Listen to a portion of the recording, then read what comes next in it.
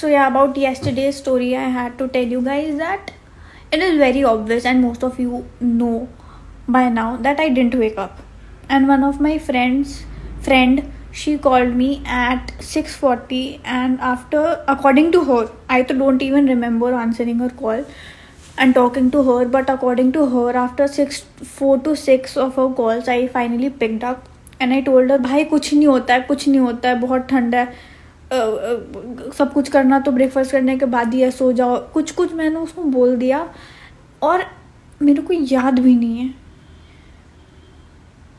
मेरे को पता था कि ये सब मेरे से नहीं होगा.